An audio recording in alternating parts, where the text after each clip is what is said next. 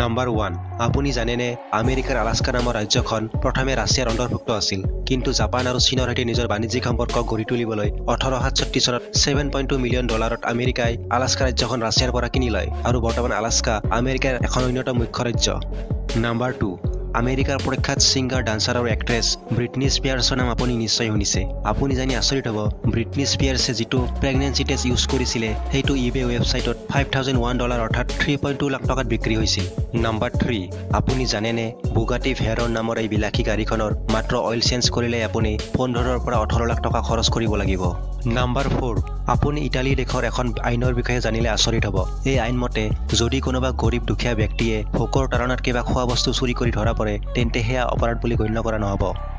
Number 5 আপুনি জানি আচৰিত হ'ব গোটেই পৃথিৱীত যিমান ইণ্টাৰনেট ডাটা ব্যৱহাৰ হয় তাৰ 97% ডাটায়ে ছেটেলাইটৰ জৰিয়তে নহয় বৰং সাগৰৰ মাজেৰে পৰিবাহিত কেবুলৰ জৰিয়তে ট্ৰান্সফাৰ হয়। বন্ধুসকল এনেকুৱা ইণ্টাৰেষ্টিং ফেক্টছ জানিবলৈ চেনেলটি এতিয়াই ছাবস্ক্ৰাইব কৰক। পুনৰ লগ পাম, ধন্যবাদ।